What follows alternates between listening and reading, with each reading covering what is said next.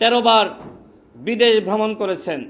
অন্যান্য উপদেষ্টারা তারাও একাধিকবার বিদেশ ভ্রমণ করেছেন। অর্থাৎ তারা যতটা না দেশের কাজে মনোযোগ দিয়েছে তার থেকে বেশি তারা বিদেশের কাজে মনোযোগ দিয়েছে। এইভাবে কি পরিবর্তন সম্ভব? প্রত্যেকবার বিদেশ গেলে 10 দিন 7 দিন সময় বিদেশে ব্যয় হয়েছে। তাহলে সংস্কার কিভাবে হবে? তারা যে গণহত্যার বিচারের কথা বলে, সেই বিচারটা কিভাবে হবে? সামনে ফেব্রুয়ারি মাসে নির্বাচন হবে। এখনো পর্যন্ত অনেকের মধ্যে সংশয় এবং সন্দেহ আছে, আসলে কি নির্বাচন হবে?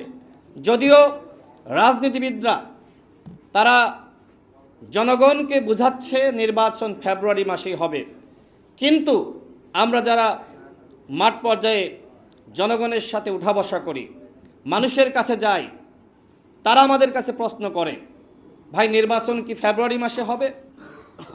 এখানে যারা আছে আমার কাছে মনে হয় যে প্রত্যেকের কাছে এই ধরনের প্রশ্ন আসে, ফেব্রুয়ারি মাসে কি নির্বাচন হবে? এই যে নির্বাচন নিয়ে অনাস্থার জায়গা, প্রশ্নের জায়গা কারা তৈরি করেছে? এই সরকার। আমাদের প্রধান উপদেষ্টা তিনি কিভাবে আন্তর্জাতিক গণমাধ্যমকে বলেন জনগণ চাই আমি যাতে 5 বছর থাকি, 10 বছর থাকি, এমনকি কেউ কেউ নাকি চাই 50 বছর থাকি। এই কথাগুলো তো আসলে গণতান্ত্রিক মূল্যবোধের কথা না। এই কথাগুলো আসলে কারা বলতে পারে? যাদের মধ্যে ক্ষমতার লিপ্সা থাকে। একদিকে তিনি বলছেন ফেব্রুয়ারি মাসে নির্বাচন, অন্যদিকে এই সরকারের ঘনিষ্ঠ দলগুলো তারা বলছে জুলাই সনদ বাস্তবায়নের আগে নির্বাচন নয়। আমার প্রশ্ন হলো, জুলাই সনদ আসলেই কি এই সরকারের মেয়াদে পুরোপুরি বাস্তবায়ন করা সম্ভব? কোনোভাবেই সম্ভবপর নয়।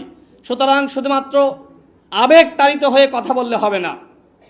যতগুলো সংস্কার এই সরকারের আমলে বাস্তবায়ন করা সম্ভব সেগুলো অধ্যাদেশের মাধ্যমে বাস্তবায়ন করতে হবে।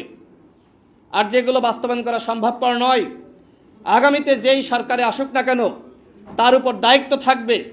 দৈনিক বাংলাদেশ মিডিয়া, সত্যের সন্ধানে সারাক্ষণ।